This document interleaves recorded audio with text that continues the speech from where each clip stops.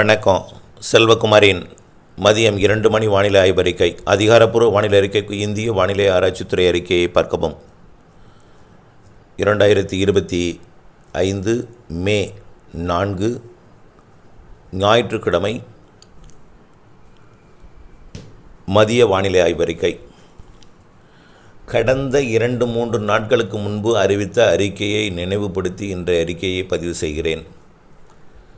3ஆம் தேதி சென்னை, திருவள்ளூர், காஞ்சிபுரம் உள்ளிட்ட மாவட்டங்களுக்கு மழை வாய்ப்பு இருக்கிறது. 4ஆம் தேதி உறுதியாக இருக்கிறது என்று 100% உறுதி என்று உறுதியிட்டு அறிவித்திருந்தோம். 5ஆம் தேதி டெல்டா மாவட்டங்களுக்கும் உறுதி என்று அறிவித்திருந்தோம். அதன் அடிப்படையில் இன்றைக்கு சென்னையில் கனமழை பொழிவிற்கு ஆயத்தமாகி கொண்டிருக்கிறது. ஆந்திர மாநிலம் திருப்பதியில் தொடங்கியிருக்கூடிய மழை திருவள்ளூர் மாவட்டம் ஊத்துக்கோட்டை மற்றும் திருத்தணி, பழவேற்காடு இடைப்பட்ட பகுதி வழியாக சுமார் ஒரு 3:30 மணி அளவில் திருவள்ளூர் மாவட்டத்திற்குள் நுழைந்து 4:30 மணிக்குள் சென்னை மாநகரத்திற்கு கனமழை பொழிவை கொடுப்பதற்கு சாதகம் இருக்கிறது.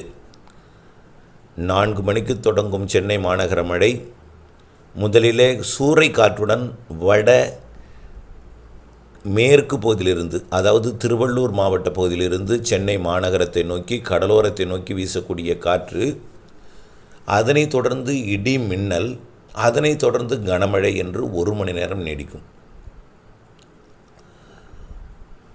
முதலிலே சூறைக்காற்று, பிறகு தூறல், பிறகு பெருந்தூறல், பிறகு இடி மின்னலுடன் கூடிய மழை. இப்படி 1 மணி நேரம் நீடித்து சுமார் ஒரு 5:30 வரைக்கும் கொஞ்சம் பலமாக பெய்துவிட்டு பிறகு சீரான தூறலுடன் 6:30 மணிக்குள் மொத்தம் இந்த மழைப்பொழிவு விலகும்.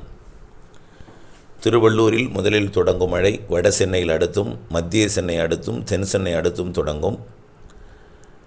பெரும்பாலும் சென்னையோட கடலோர பகுதி, செங்கல்பட்டு மாவட்ட பகுதிக்கு கூடுதல் மழைப்பொழிவு தெரிகிறது. காற்று குவிதல் என்பது திருவள்ளூர், சென்னை, செங்கல்பட்டு மாவட்டம் வழியாக திருவள்ளூரின் உள்பகுதி, சென்னையின் உள்பகுதி மற்றும் காஞ்சிபுரம், செங்கல்பட்டு மாவட்ட பகுதிகளில் குவிந்து வருகிறது. மேற்கு திசை காற்றோட வேகம், வடமேற்கு திசை காற்றோட வேகம் கூடுதலாக இருக்கிற காரணத்தினாலே பெரும்பாலும் மழைப்பொழிவு கடலோரம் அதிகமாக இருக்கும். செங்கல்பட்டு மாவட்டத்தோட கேளம்பாக்கம், மாமல்லபுரம் வரைக்கும் நல்ல மழைப்பொழிவு கொடுப்பதற்கு வாய்ப்பு இருக்குது. மாமல்லபுரத்தை பொறுத்த வரைக்கும் 5 மணிக்கு தொடங்கும் என்று எதிர்பார்க்கப்படுகிறது. வட சென்னைக்கு 4, மத்திய சென்னை 4:30, தென் சென்னை 4:45 மணிக்குள்ளே தொடங்கிடும். 5 மணிக்குள் அது மாமல்லபுரம் வரைக்கும் மழைப்பொழிவு முன்னேறி நல்ல ஒரு மழைப்பொழிவை சூறை காற்றுடன் இடி மின்னலுடன் கொடுக்கும். இது ஏற்கனவே 3 நாட்களாக நாம் முன்னெச்சரிக்கை கொடுத்திருந்தோம். தலைப்பிலையும் சென்னைக்கும் மழை என்று தலைப்பிலையும் பெயரிட்டிருந்தோம். இது உண்மையாகி இருக்கிறது. இது மே முதல் வாரத்தில் மழைப்பொழிவு தீவிரமடையும்னு சொன்னபடி நடந்து கொண்டிருக்கு. மேலும் எங்கெல்லாம் மழைப்பொழிவு பொழிந்து வருகிறதுன்னு பார்த்தீங்கன்னா, ஏற்கனவே ஆந்திர பகுதியில் தொடங்கிய மழை திருப்பத்தூர் மாவட்டத்துக்கும் வேலூர் மாவட்டத்திற்கும் ஆங்காங்கே பெய்து கொண்டிருக்கு. மேலும் உள்பகுதிகளிலையும் மழைப்பொழிவு தொடங்கியிருக்கு ஆங்காங்கே. அதாவது கள்ளக்குறிச்சி மாவட்டத்திலையும் கடலூர் மாவட்டத்திலையும் ஆங்காங்கே மழை தொடங்கியிருக்கு. அதே போல்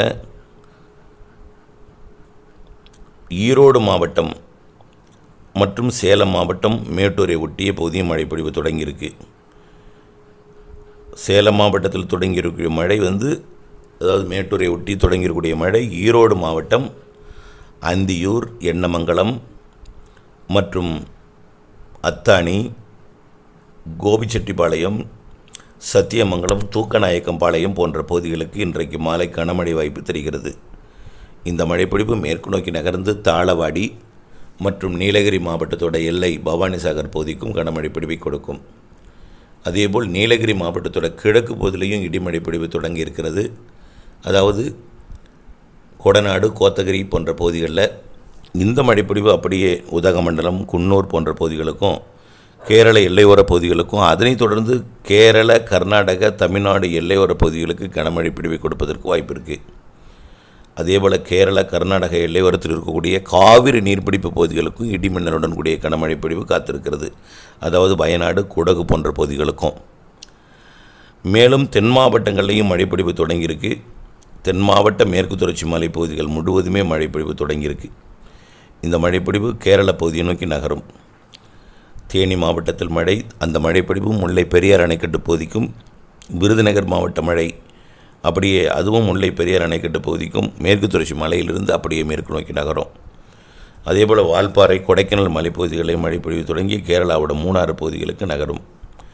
இப்படி இன்றைய மழைப்பொழிவு ஆங்காங்கே தொடங்கியிருக்கிற நிலையில் நம்பர் 1 இடத்தை மழைப்பொழிவு பெரும் இடம் சென்னை, திருவள்ளூர், செங்கல்பட்டு, காஞ்சிபுரம் மாவட்டங்கள். அதுலேயும் கடலோர பகுதி திருவள்ளூர், சென்னை, செங்கல்பட்டு நல்ல மழைப்பொழிவு எதிர்பார்க்கலாம்.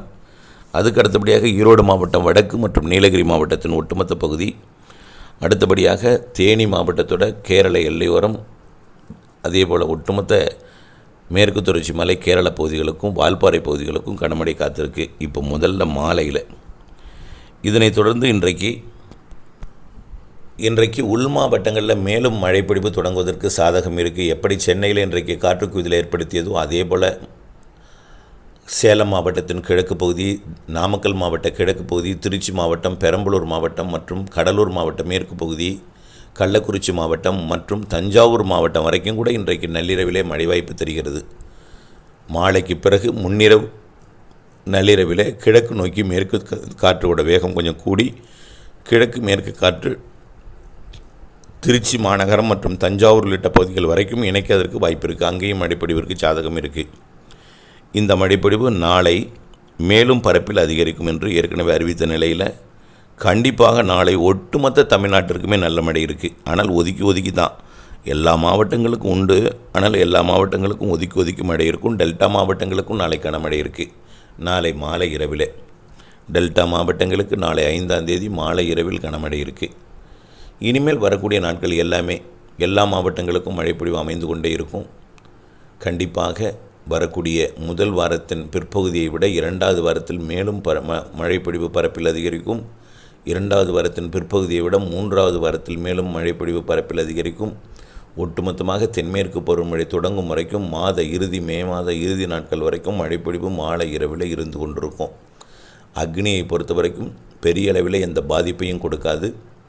அக்னி 40 டிகிரி செல்சியஸ், அதாவது 41 டிகிரி வரைக்கும் ஓரிரு இடங்களில் போகலாம், அவ்வளவுதான்.